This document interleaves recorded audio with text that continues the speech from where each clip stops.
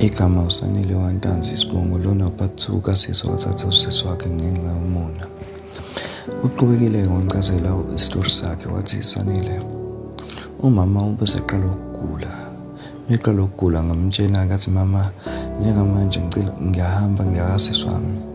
Kukhona into ephuthumayo kumele ngiyidlulise kubona. Ngicela ngisalele nezingane ngigadele zona. Wakhala umama wathi ngeze kwazi ukugada ingane ngoba aphilile namandla kanawo, ngeze kwazi kwakuyigeza kona ukuyiphela ngeze kwazi. Ngamtshela ngathi mama ngizosheshe ngibuye kwaye ukuthi akasangizwa. Nenyembezi zaseyiphuma emehlweni akhe engincike ukuthi ngingahambi. Ngathi hayi ngeke ngize ngihambe, ngaphuma sengathi ngiye e-toilet kanti sekukhamba kwami ngamshiya nazo izingane ezimbili. Ngihambile-ke ngafika sisi wami ngacela kusisi wami ukuthi angicuphise kancane while ngisafuna amatoho. Bakujabulela kakhulu noSibari bangisapota kangangokuthi banginikeza nemali ukuthi ngikwazi ukwenza ama-CV ngayo ngiphinde ngigibele ngayo mase ngiyofuna imisebenzi.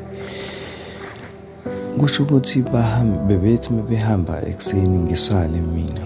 Ngisala nje angiyindawo, bengihamba manga mengithi ngifuna ukuyofuna umsebenzi.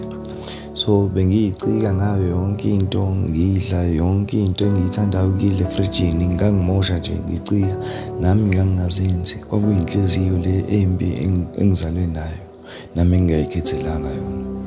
So kuhamba isikhathi ngabona ukuthi abasangifuni lapho. Ngibone kanjani? Ngibone ukuthi mebethi mebebuye bebambane beqabulane phambi kwami, gcina sekuyimina sengishaya amashloni ngishalaze ngize ngiyiphumise.